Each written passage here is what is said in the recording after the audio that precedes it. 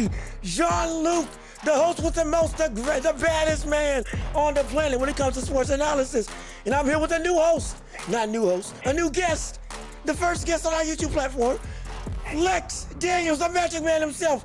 Brother, how you doing? Yes, sir. How you been doing, boy? Yes, sir. I'm good, bro. How you feeling? I am phenomenal. This is great. Didn't you enjoy that? I'm telling you, Right, that beat, every God, day, you won't lie. ever since I've graduated, I've just been able to take this show to new levels. First, it was just a blank screen. And then next, it was another blank screen, but then with some sound effects. Then it was a screen with edits in our last episode. The whole minute and 20 of editing. And then editing it again for an outro. Oh, it was great. It was phenomenal. Lex, I hope you checked it out. If not, shame on you. I'm never inviting you on the show again. Again, I have no support from anybody. I can only rely on myself. All my life I had to fight, and I've only been fighting for me. There you go. I mean, you can't do it for yourself. Who are you going to do it for? And I had no help whatsoever. But, like I said, this is the Welch Report. I'm Jean-Luc Welch, Lex Daniels. We are here to cover Game 2 of the NBA Finals, which has been one of the most shocking that I've seen in recent memory. By the way, the ebbs and flows of the swings of the games, Lex, I take it that you would agree somewhat. If not, we don't care about your opinion. You're just here for ratings. Like, there you go. Look, you know what I'm saying? If I could boost something, boost the ratings. So essentially, for anybody who didn't watch the game, which if you didn't, shame on you. Yeah, for real. Warriors came out and what I would call a pretty decent domination from the second quarter on. And they outright whooped up on the Celtics 107-88. My goodness, when I tell you I was not expecting this from Boston. Well, actually, no, I take that back. I was expecting this from Boston. Absolutely. This is exactly what I said would happen in Game 2 that Boston was not ready for. Before I get into my whole soliloquy and everything in my reactions, Lex, how do you feel about this game? Like you said, I'm not surprised by the Warriors or Boston's performance. Boston's young. Like, how many players on that team have been to the finals? None of them. Not anyone in the rotation, at least. Like, what? 6 of the Warriors players have been to the finals before and won the finals before. Like, the Warriors have experience. And at the end of the day, the Celtics came out and shot crazy numbers at the end of the fourth quarter and won that game. They didn't do that this game, and the Warriors took advantage, played great defense, and won the game. You're doggone right they didn't do that this game. Here's what you got to understand when it comes to the Celtics. Like I said in all my videos leading up to this entire series, when they play against Golden State, they can't make the same mistakes that they did against Miami. Exactly. Because this is a team that collectively, everybody on the floor, except for Draymond Green, has the ability to actually put the ball in the bucket. And again, my disdain for Draymond in terms of his offensive ability will not be quelled. I do not care what anybody has to say about that. You'll be seeing Draymond's ball flip. You know what? I saw Draymond being aggressive on the fast break to the basket. Look, I saw the fake slip into the smooth layup that he had. I don't care. I don't care. I do not care. That is a blip in a blue. That's an anomaly. That right there is an anomaly for a player like Draymond Green. Just like not last night's, Game 1's performance by Boston was an anomaly for them when it came to being able to actively and consistently produce. Because like I said, like I've been saying, you can't out-sprint a sprinter that's already won Olympic gold. And for them to think that they will be able to have that same level of success from the arc is absolutely abysmal. Now, what I will say about this is that Lex, I want to hear your thoughts on this. When talking about Boston Celtics, when they won Game 1, I had said that they were able to find their seventh gear. The one thing I said about the Celtics consistently not consistently, for years now, was that with all the talent in the world that they have, the one thing that they were not able to grasp, which is why they were never able to make it to the finals, was the ability to reach what I call the seventh gear, or that extra kind of shift in their ability to play that allows you to say, okay, yeah, we can, when somebody's down and out, we can take them out. And if we're down, we can come back and play like champions. That was the one thing that I said they weren't able to garner. Game one, I thought they finally found it. Do you think that after game one, now they're struggling to keep that same level of play? Again, I think they're young. You know what I'm saying? Like that's just what it just keeps coming to for me. Like you said, that seventh gear. I'm not saying that they don't have it, but like for instance, when their head coach got that what is it called, the technical foul in like the third quarter or whatever it was, I felt right then that's when I kind of knew the game was over because you could just feel the momentum switch. The Warriors were on a run. Boston couldn't score. The only person who could put a bucket in the basket was Jason Tatum, and they just looked out of it. You know what I'm saying? Like there was no fight. There was zero fight from the Boston Celtics in like the second half. So I was like, to me, it was just like they're done. Like it's over. And Yeah, that's and as if you would aptly say, they were packed up. they were packed up 100%. They were 100% packed up. And that to me they can't do, especially against the Warriors. I mean, no team can do that though. But them especially, I feel like the only person who had fight in that second half was Jason Tatum.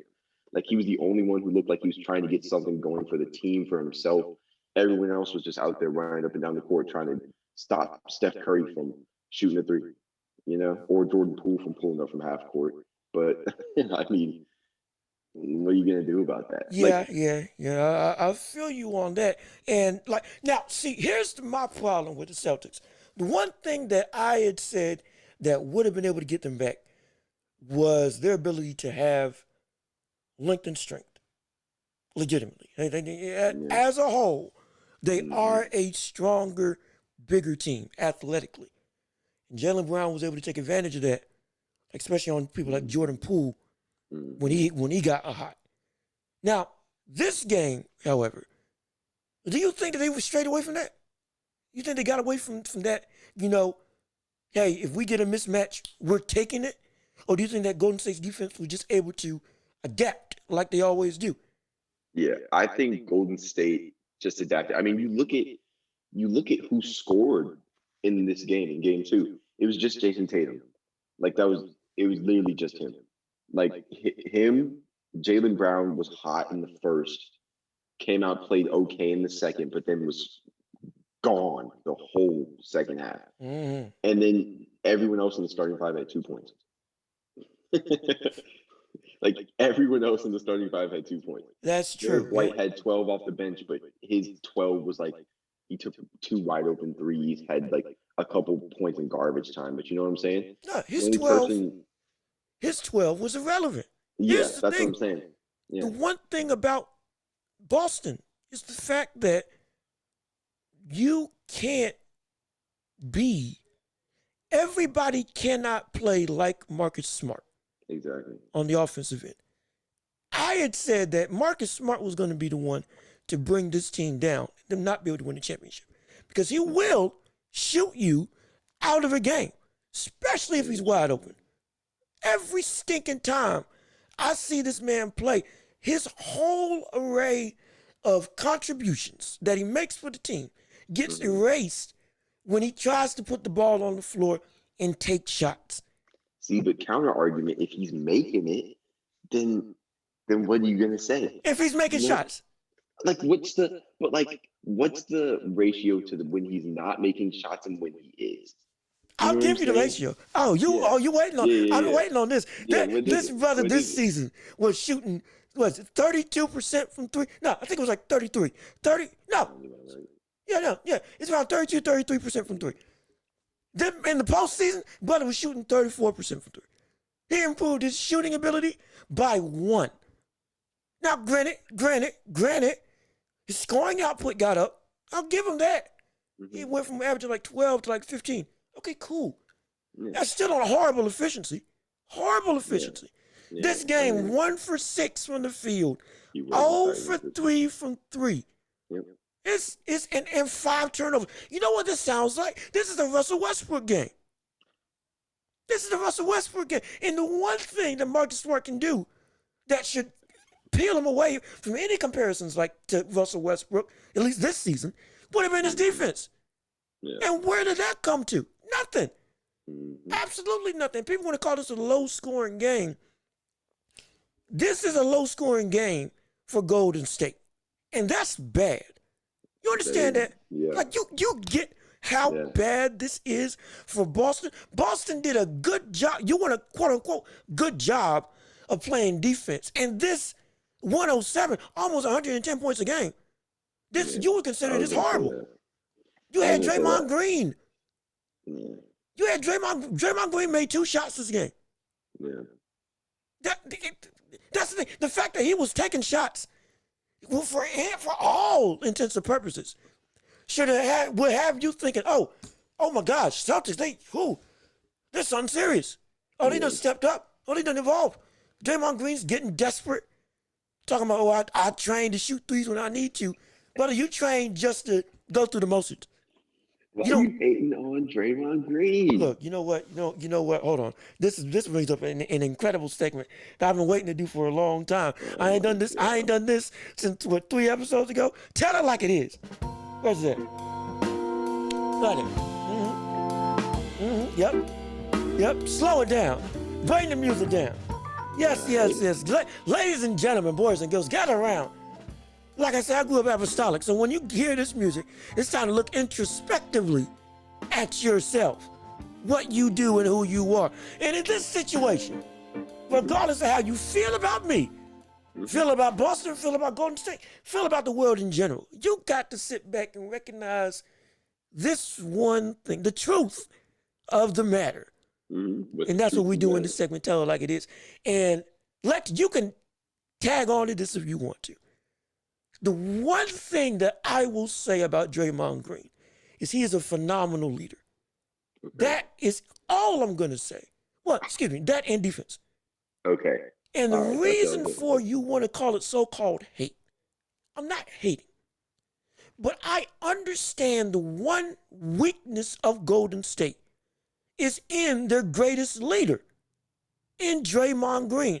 Because of the fact that since 2016, this is a man who has not been able to put the ball in the basket under any circumstances. A big game for him is 5-5-5. But you can't say that. Yes, I can. No, you can't because you. Okay, so here's what I'm gonna say. I agree on the defense. Obviously, I agree on the leadership. I feel like you're leaving out the playmaking. I'm not because we're not gonna sit here and act like he doesn't find them. I mean, it is obviously just the Warriors system. You know what I'm saying? Like the Warrior system is to get Steph, Clay, pull the balls off ball screens, blah, blah, blah, stuff like that. I understand that. But like, for instance, Kevon Looney or Jonathan Kuminga or who else will do it? Otto Porter, they don't make the passes as well as Draymond does. And I don't think you can disagree with that. No. And go ahead. Excuse me. You continue. Yeah. And they like Draymond, you can't say he doesn't score at all. Like he's okay in the post. Like I'm not saying he's backing him down, but like if he recognizes he can slip, he's gonna slip and he's most likely gonna make the layup. If Draymond gets an offensive rebound, there's a good chance he's gonna go to the line or make the layup. Like Draymond Green doesn't take shots. Like he's not an offensive player. Like that's just not his game. If it was his game, would the Warriors be great? Yes, of course, obviously. But I wouldn't say that it's holding them back that he doesn't score because he's never scored. So it's not like they ever relied on Draymond Green to get a bucket. You know what I'm saying? I hear you. However, you say he scores in the post. He's averaging 7 points a game. So again, mind you, and hold on, wait a minute. I gave you that he was a passer. Again, like I said, a good game for him is 5, 5, and 5. I'm not knocking that. I'm not knocking that at all in terms of his production. But what I understand is, as ESPN is going off on my phone, uh-oh. Oh, Lord. Oh, Deshaun Watson done got into some mess. That's a whole nother episode. I'm telling you, content just flowing in for this show. Also, ESPN, pick me up whenever you get the chance to. You're getting a great asset. Somebody share this with them so that they can put me on, and I can be on your radio stations or televisions, or both for that matter, at any point in time. All throughout the day, working me to death. I'll gladly do it for the right price. but I gotta plug myself. I gotta market myself somehow. But I get that again, passing, great. Defense, great. That still that's not gonna sway me from the truth. And the fact of the matter that if stuff falls apart and when he is the only one, when he has to put up a shot, everybody constitutes that as a bad possession. You understand that? No. Lex, this man, I've seen this man beat a center, and there's nobody else in the paint, and he missed the layup. I've seen him miss putbacks with nobody there. I've seen him with Derek White on him miss a point-blank post hook. But we've also seen him make post-blank post hooks. We've also seen him make putbacks. We've also seen him make point-blank layups. We've seen him make that to the tune of 7 points a game. Oh, my gosh. But that's what I'm saying, John Luke. If Curry's off, then you look to Clay, or you look to Jordan Poole, or you look to Andrew Wiggins, or you look to – you're not going to look – they've never looked to Draymond, and that's my point. I don't think you can ever look at Draymond Green and be like, oh, like, we need Draymond Green to get a bucket when so-and-so isn't getting a bucket. No one's ever going to look to Draymond Green to get a bucket, ever. Again, you're right. And that's just never been his role. So I don't think you can make the argument that he's not, like, that he's only scoring 7 or he's only doing this, because his role isn't to score. Like, again, for instance, you're never going to look to Kevon Looney to score. Like, nobody's going to be like, give Kevon the ball when Curry's not scoring. He'll get a bucket. Like, you're never going to do that. And the only reason that people are putting that label on Draymond Green is because people label him as one of the best players, or he labels himself as one of the best players on that team and one of the most influential players on that team. And I think that's the reason that people get on him for not scoring. Again, I don't think people should get on him for not scoring because it's not his role. No, again, I do. And again, this is not hate. But what I'm trying to get at is it's not. And let me explain why. Again, everything you said is absolutely right and justified. And I acknowledge that. However, what my statement was that despite all of that, he is, again, while being their biggest leader, also their biggest liability. And can turn into that. He can. Because even with that, consistently, if it comes down to him having to take a shot, you look at that and say, oh my gosh, that's bad. And for a player, understand this. For a player that, again, you're on a multifaceted offense. And I get that. I get that completely. I'm not saying that he needs to be, the it got putting up 20. No, I'm not saying that at all. But I am saying that. What I absolutely am saying is that when you do put up the shot, brother, you got to be more efficient. Like, you've got, again, that's what I'm saying. And that's what I'm saying the liability lies in. This team would be they already are nigh unstoppable. But you want to talk about if he was putting up, like, let's say, 60-something% from the field. Yeah. Because he took up most of his shots on he shoots 3. So I'll say, 55% from the field, on average. At least in the high, mid to high 50s. Okay, I wouldn't have anything to say. Nothing to say at all. Nothing to say at all about what this brother's able to do. Nothing. At all. This man is shooting. But he is shooting 55%. No. He's almost 52. Shooting. He's almost shooting below 50%. In fact, From what? he's shooting 50.4% in the postseason. Again, He's shooting 50% from the field. Again, he barely takes shots. And that's exactly. In my estimation, if you playing down in the post, if you get most get most of your shots off of putbacks and layups, I agree. And you're only shooting 50%. That is horrendous. He takes threes and he's shooting 21% from three. And you say he gets to the line, he shoots 62%. Mm-hmm. He's barely hitting. He's barely shooting. He's not even shooting better than LeBron from the free throw line. In this series alone, he's shooting 69% from three just about. And we get on LeBron for his ability to get when he gets to the line for as much as he gets to.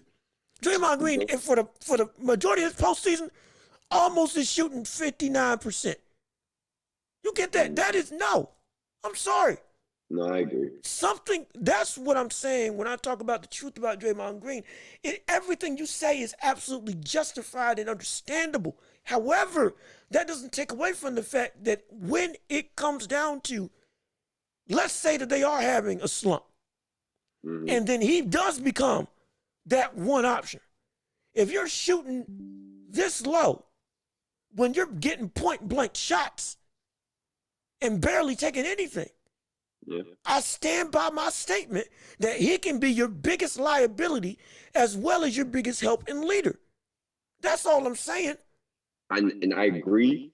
I agree with all of those statements, except for the overarching one, which is that he is the biggest liability. I don't think it's possible for Draymond Green to be the biggest liability, at least on offense. Let me rephrase it. And now I see what you're saying. That's not what I was meaning. Wasn't how the statement came out. So let me rephrase it. Offensively, he can be your biggest liability. But I don't think he can. I don't think it's possible. John Luke, how is it possible for someone who's probably on the team, I'm looking at it, probably the offensively, he's probably like the seventh option on that team. Again, I said can. I'm not saying. But John, in what scenario is a team going to look for their seventh option to get a bucket? When people like Clay get hurt or injured or cold. We've seen it. We've seen it. Seventh option. John Luke, he's here. In the starting five, he's the last option. I think you're doggone right. Okay, so wait. In the starting five, he's the last option. I'm giving the ball to Kevon Looney and telling him to get a bucket before I'm giving the ball to Draymond Green and telling him to get a bucket. Here we go. I'm sorry. Here we go. I'm putting Kevon Looney in a pick and roll with him and Steph, and I'm telling Kevon Looney to roll. I'm giving Kevon Looney the ball, and Kevon Looney go make that layup. I promise you, Kevon go make it. Lady, that soft lady be doing. Look, I'm giving the ball to Kevon Looney. But wait, look, so, again. Do you agree that out of the starting five, you're probably, if you're Steve Kerr, you're probably drawing up. Well, I don't know. Steve Kerr will probably drop like a play for Draymond. Yes, he will. Yes, he will. But so actually, if we're going based on what Steve Kerr would do, he's probably the fourth option in the same lineup. But Steve Kerr's probably drawing up a play for Jordan Poole before he is Draymond Green. Yes, yeah, absolutely right. Yeah, absolutely. Again, you don't gotta agree. I said can because of his inability to score. But again, that's on. Again, it does it have a lot of caveats? Yes. But have we seen those caveats come to fruition? Yes, we have. To some degree. So that's why I'm saying he can. I'm not saying he is. Get that straight. I'm not saying he is the worst player on the team, nor am I saying he is their biggest liability. I'm saying there is potential that he can be the one that can slow down your offense and make it and essentially jumble it up. He can. Because of his inability to, when it comes to easy shots, he doesn't even get that in. Because think about this, and we only got 10 minutes left on this thing. Forget Zoom. Also, Zoom, sponsor me. But hey,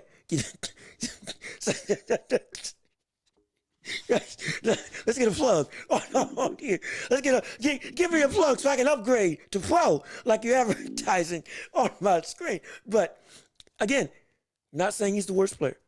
Not saying he's the worst offensive option. What I am saying is, if everything falls into play and it comes down to, let's say you need a shot for some momentum, and he gets point blank, there's half a chance that he'll miss that. The one thing that can stop bleeding and you get an easy thing for him, even on a mismatch, hey, all of a sudden that deflates everybody. Even Draymond Green did miss a floater. I feel like he missed a floater last series. Not last series. Last playoffs. I feel like he missed like a floater. Like he did. Like point blank to like win the game or something like that. He absolutely did. Maybe it was a couple years ago. I don't know. I feel like Draymond Green definitely missed like no, it wasn't a very easy shot or something. Again, one is saying he missed one is generous. But again, in the clutch, I mean. Again, we only got 7 minutes, so we got to Let's move on. Draymond Green then, and do what we got to. But again, that's my stance on Draymond Green. You don't got to agree, but it's fine, completely fine. Now, for this last segment in the show, I want to talk about what do you think is going to happen with Steph Curry's legacy when if he wins this series. I want to hear your opinions on the thoughts on his legacy going forward in his career. If he adds another championship to his list of accolades. I'm a big Steph guy. If you know me, I love Steph. Even with this and a Finals MVP, I just don't know if I'm gonna put him over Magic, legacy wise. I don't know. Because you just look at Magic. Magic is the only one I think you can even argue in terms of best point guard of all time. I think it's Magic then Steph. And with that being said, with a championship, and if they win the championship, he's going to get Finals MVP. I still don't know if that's enough to put him at number one. But I mean, you could 100% make an argument for it. He's the best shooter of all time. He's got every shooting record there is in the book, just about. This would be 4 championships, 1 Finals MVP, 2 MVPs, a whole bunch of first teams, All-Star MVP, a bunch of All-Stars. So, I mean, making an argument for it wouldn't be hard. But Magic was Magic. You know what I'm saying? And Magic's got the ratings. Magic's got the MVPs. He's got the Finals MVPs. He's got everything Steph has except for shooting. And what Steph has in shooting, Magic, quote unquote, had in passing. You know what I'm saying? Well, actually, I don't even know if I can say that because it's not like Steph can't pass. Obviously, he can't pass or couldn't pass as well as Magic Johnson. But I mean, it's not like Steph is like lacking in the assist category. But this is what I would say in regards to that. Hopefully my computer doesn't cut out on me. Good gosh. I hope not. I charged it up. We'll see what happens. But hey, again, the better this show gets, the more I'll be able to afford new equipment. Hey, y'all come support. We only got 5 minutes, so let me make sure I get this in. But for But for me, hey, look, I'm trying, brother, okay? I'm trying. But my thing with Steph, if he wins another championship, I would have him at the second best point guard of all time. Reason being, understand greatest shooter. Understand he is one of the top 3 players of his generation that is like the icons of his era. Few reach that status. Now understand that. It's unequivocally. He set himself apart from everybody else when it came to him and the next best point guard. To a degree, him and the next best player. Because there was a couple years when he was top 5. People were arguing. Now, people were arguing that he was number 1. I was going to pop them in the mouth. They're absolutely stupid. But with that being said, like you said, Magic Johnson got to I'm either number 1 or number 2 in the entire NBA for a number of years. It wasn't the whole is he or is he not, top 5 or not. Is it him or Bird? Some people put Julius Erving in that conversation, but it was Bird and Magic 1 and 2 consistently. Consistently. Yeah. On top of that, he was getting comparisons to Jordan for a number of years. People arguing whether it was Magic or MJ as the greatest player of all time. Again, should that have been an argument? Absolutely not. But was it, hey, you were able to say, I get why you would try to imply that, even though you're absolutely wrong. Steph, absolutely not. Here's the reason why. The one thing that would put him in that conversation of top 10 greatest, minimum, top 10 greatest, which he hasn't even gotten there, in my estimation. But it would be his ability to play defense. That's the one thing that people keep forgetting when it comes to these conversations. And that's your ability to play both sides of the floor and legitimately dominate makes you into a player that we can compare to Hakeem, Shaq, or Kobe, or MJ, Isaiah Thomas, all these other greats. I don't have Isaiah Thomas in my top 10, but in terms of getting in that conversation. So that's why I'm saying I don't think Steph can get there even with the championship. With the Finals MVP, maybe I can start thinking about it. But even before, it's still gonna take me a lot. He's gonna get it. He's gonna get the Finals MVP. And that's real quick because we only got 2 minutes. Yeah. Real quick. I think that's the thing with like the top point guards and the top players of all time. You look at these guys, I don't think in most people's top 10 of all time, you're gonna list a player who, like you said, can't play both sides, but you can't list a player who's like under 6'5".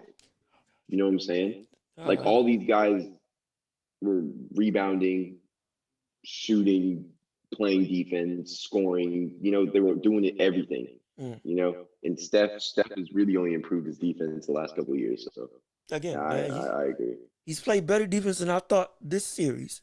But again, in terms of having people 6'3", 6'4", 6'5", not being able to reach it, I don't think that's the case. I think it can happen. That's just me. Again, that's just me. That's a conversation for another day. Because right now, sir, sadly, we have run out of time thanks to restrictions on the use of recording devices. But it's okay. We still are here, and we're gonna do this every chance we get. Lex, I'm so glad you're here to come on the show. This has been the Welch Report. I've been Jean-Luc Welch, joined by the Magic Man, Lex Daniels. Hopefully we'll have you on again. If not, who cares? I care about myself because that's what I do. So this has been the Welch Report. Peace and love. We out. Be safe. And everybody enjoy their time. We're going to be back for the Game 3 of the NBA Finals. So be ready for that reaction as well. Peace and love. We out.